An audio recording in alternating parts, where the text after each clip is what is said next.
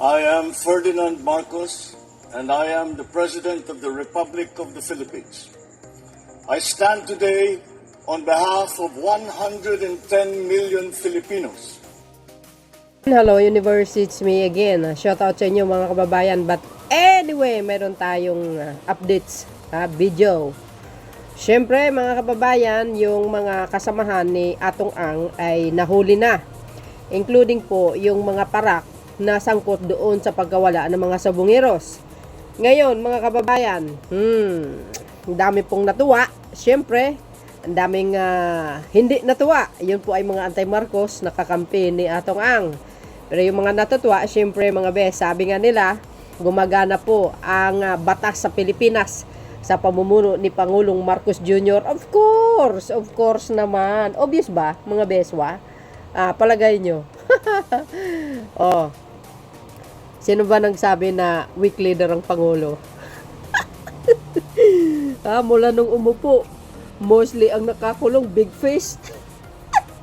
Ito na naman, big face. Alam po natin itong kaso ni Atong Ang, 2025 pa yan. Dumaan po yan sa due process. So pagsusuri, maraming ginagawang pagsusuri. And congratulations sa DOJ. Ang DOJ kasi, panahon ni Secretary Remulla Boying, talagang pinagtatrabahoan yan. Kaya nga yung sinasabi nilang due process, mabusisi, mausisa. Kailangan pag-aralan mabuti kung ito po ay may katotohanan o wala para hindi tayo pumalyado. Diba? So dahil dyan mga kababayan, sabi nga dito kasi ang ABS-CBN talagang gumugulong ang justice system natin sa Pilipinas. Kahit na talagang medyo natagalan, yes, no problema, wag lang umabot ng 7 taon. Siyempre due process tayo Para sa mga kapamilya ng mga nanawalang sabungero, matagal man ang kanilang hinihintay, isang malaking hakbang. Patungong hustisya ang paglabas ng warrant of arrest laban sa businessman na si Charlie Atong Ang. Ghost. Hoy, diba guys? Siyempre masaya, nakita ko yung isang ginang kahapon, hindi ko na lang isama dito na talaga nanawagan kay Atong Ang na sumuko ka na. Dapat lang, sumuko na guys yung mga kasamahan niya, ibig sabihin nahuli sila, including yung mga parak na involved. Diba? Sabi sa inyo sabi nyo weak leader ang Pangulong Marcos. Sus, Maria Josep. Tingnan nyo yan. Sino kaya susunod? Abangan po natin guys, no? Although ngayon ay pinaghahanap si Atong Ang, ito po guys may reward na 10 milyon.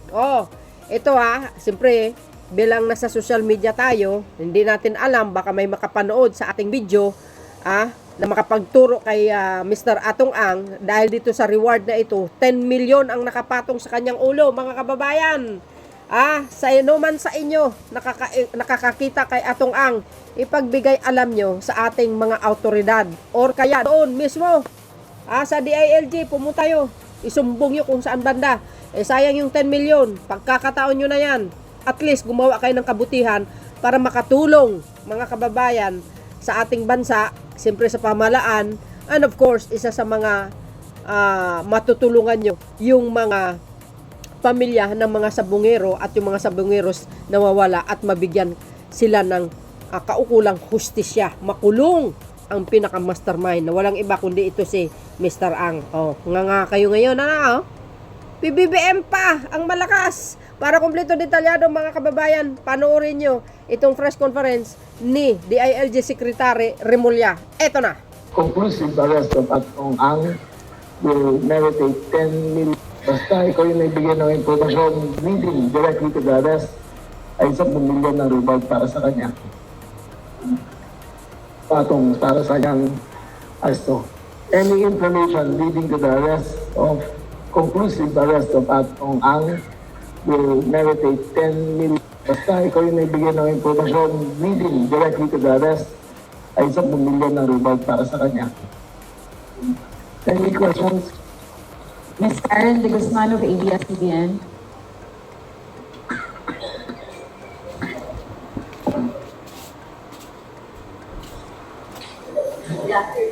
Hello, good afternoon po, Sir. Sa kahapon po nakausap po namin yung abogado po ni Atong Ang at sabi po niya gagawin po lahat ng remedyo sa harap po ng korte. So, lumalabas po na wala po silang plano ng pagsuko sa kabila po ng panawagan ng PNP. Ano na lang po yung mensahe po ninyo dito na ganito po yung sinasabi po ng kanyang kamko, na premature at binatikos niya po yung desisyon ng korte? Well, trabaho ng abogado yun eh. So, ang abogado hindi in question. Si Atong ang in question. Ang aking abiso sa kanya, Atong, mag-surrender ka na, harapin mo ang hukom at doon ka magpaliwanag. Yung pagtatago ay simbolo ng iyong hindi pagtanggap at pag-iwas sa mga paratang laban sa iyo. Ang advice ko, surrender now peacefully and we will treat you with respect. If you become a fugitive from the law, then we will treat you like a fugitive. Nabanggit po kahapon ng BI na wala pong travel record si Atong Ang. May possibility po yan na dumaan siya sa backdoor kung hindi na po siya matuntun dun sa mga properties dito. Mahirap gawin sa panahon ngayon yan kasi kahit naman sa backdoor may mga assets tayo. So, para sa akin, mahirapan siya. Andito lang yan. He's around the Luzon Island. So, I think with the full resources of the CIDG, nakikita namin siya. Sir, follow up po namin po. Sa 10 million po na reward, saan po natin kukunin yung pondo po na yun? Sa pondo ng DILG, sa intelligence fund ng DILG. And correct me if I'm wrong, na-mention niyo po kanina, siya na po ang tinuturing ng most wanted person in the Philippines. Para sa akin, siya ang most wanted ngayon, the fugitive. Thank you. Mr. Edwin Balasa of Abante Radio. Mr. Vince Lopez of Manila Standard. Ms. Kim Salina of A27. Ms. Leia Ilyagan of UNTV. Afternoon, Sec. So, tinuturing ba nating isang malaking challenge ang paghuli kay Atong Ang sa dami ng pera niya, sa ma-assets niya? Ang aking pagkaalam, sa kataas-taasan ng pag-abot ng e-sabon, yung at the peak of e-sabon, kumikita sila ng 1 billion pesos a day. At nanaig yan ng mga 3 taon. So kung may imagine nyo kung ganong kalaki ang kita niya, o anong klaseng resources ang meron siya para magtago at para gumamit ng pwersa at para kumuha ng mga bodyguard at para kumuha ng mga taguan. Pero yung 1 billion pesos a day na yan ay may hangganan lang. It is hard to fight the Philippine government. Sisiguraduhin namin na ang kanyang kakayahan ay man-neutralize sa kapangyarihan ng batas. Like I said before, Atong Ang is now a poor man with a lot of money. Napakarami niyang salapi, pero napakahirap yung tao na yan. Sir, sa BI po, sir, na-monitor ba natin kung nasa bansa pa si Mr. Atong Ang? Sa pag-check po namin, wala naman po siyang recent na departure sa aming record. So, dapat nandito po siya. Mr. Chino Gaston of GMA7. Ay, may follow-up. Follow up sa CIDG lang po. Sir, meron pa bang mga properties si Mr. Atong Ang na hindi pa napuntahan ng mga otoridad? There are properties ma'am na minomonitor namin. Some are under his name, some are not. Actually, mahaba po kasi ang panahon na paghahanda ni Mr. Atong Ang. That's why there are certain properties na gamit po ng dami. But we're continually monitor. Pero sir, so far, simula kahapon at ngayon, walang nagbibigay pa ng information kung saan siya possible na matagpuan. There are informants namin on the ground. All of these are being validated. Marami naman pong tumutulong at naiintindihan nila. And we'd like to thank the Secretary, si Secretary SILG, sir, for setting up the reward ng 10 million. It will help a lot sa manhunt operation. Thank you, sir. Thank you, sir. Mr. Gaston? Yes, sir. Dagdag lang. We'd like to congratulate the Department of Justice.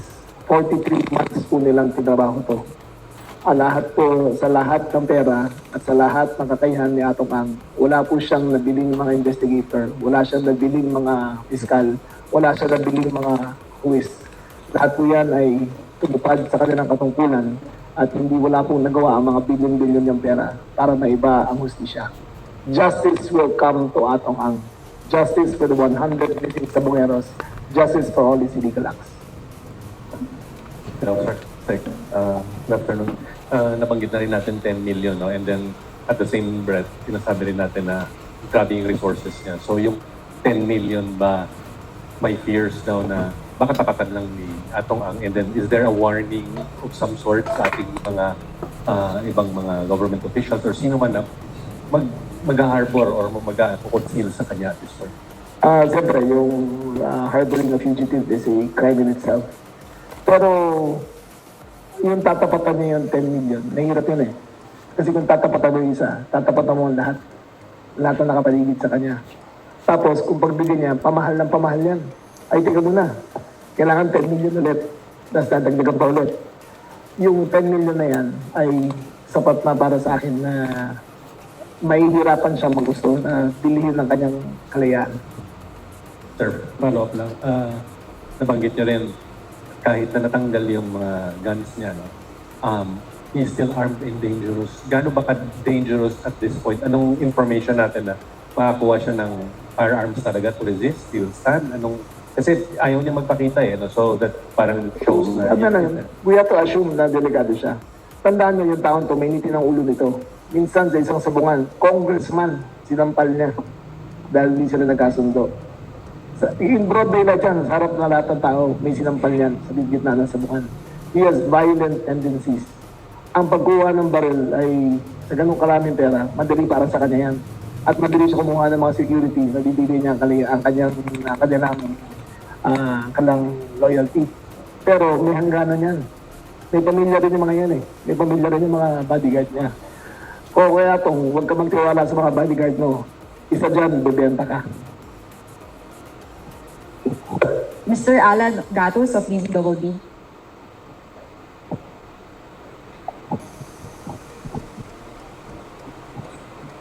So, although nabanggit niyo po na sa inyong tingin yung 10 milyon ay sapat na, pero may plano rin po ang DILG na makipagtulungan sa AMLAC para ma-praise yung pera niya at hindi niya magamit yung resources niya. Given na siyempre, meron pa rin po na masisilaw kung sakasakali may alok siya, counter-offer dun sa mga possible na makakaalam kung nasaan siya. Ang AMLAC ay under the jurisdiction ng DOJ. Sila nagpo-prosecute ng kaso eh. So sila ang gagawa ng hakbang para dyan. So sigurado ko ngayon pa lang na-upisahan niya na mag-breach sa mga accounts niya.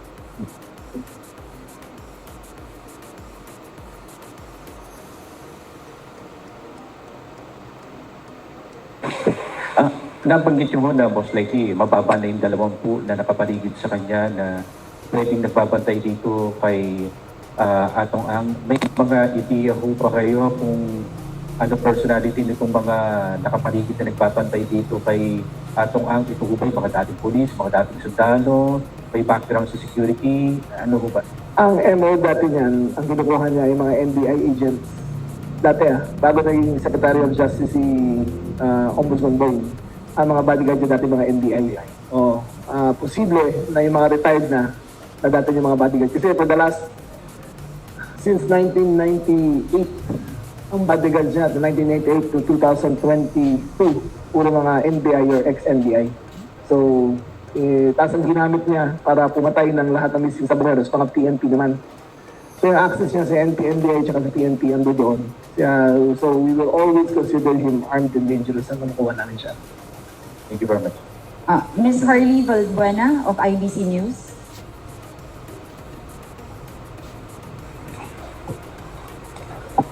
Hi, good afternoon. To General Morico. Sir, since we are confident that for now, Atong Ang is still in the country, do we have an estimated timeline for now kung kailan natin mahuhuli si Atong Ang? Sir, we can be assured that CIDG and all other PNP units with the guidance of the Chief PNP will do its best to deliver Just like any other na trabaho po na binibigay sa amin ni SIRG. Sir, follow up, since tinutugisan natin si Atong Ang, yung business partner niya, si Gretchen Barreto, natanong na ba natin? Labo na.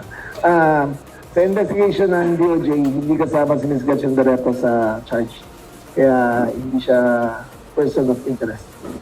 Pero sir, on, para malaman yung possible whereabouts ni Atong Ang, natanong ba natin siya? Sir, we will be exhausting all information na ibibigay, especially yung right now na may reward, monetary reward na binigay si SILG. We will be setting up also a hotline. All of these will be acted. Last na lang on my end, nabanggit mo rin kanina yung plano natin to request for a red notice, and I think it takes months para ma-issue yun. So, ngayon pa lang, simulan na natin yung pag-process noon. Kahit hindi pa. Hindi months yan. Ang red notice ay pina-flash lang upon Interpol agreement. Basta Interpol member country ka.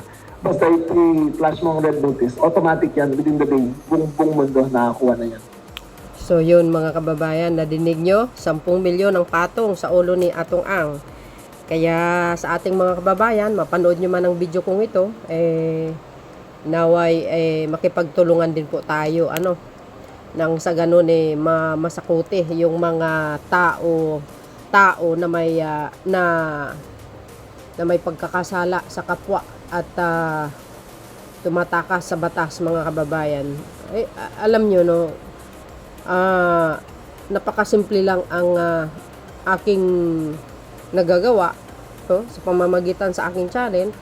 Who knows, baka may makapanood dyan. So well, makipagtulungan na lang po tayo. Thank you guys. Abangan po natin ang karagdagang impormasyon, at saka siyempre guys yung yung susunod na mangyayari na kung saan as soon as possible, for sure po yan ay kumbaga mahuhuli si Atong Ang. O yan yung mga big fish po yan na mamayagpag sila sa panahon ni Digong, pero ngayon kaya ipagdasal po natin ang ating mahal na Pangulo, mga kababayan, dahil alam nyo naman, maraming nagagalit sa kanya. Thank you guys for watching, at ipipray natin ating bansa, pagkakaisa at pagtutulungan na lang po, Yan po ang batas sa Pilipinas, gumagana na. Thank you uli mga beswa. Don't forget to like, hit the button bell para lagi kayo update sa aking mga upload videos. Bye and babus. God bless Philippines. There's more guys. Bye.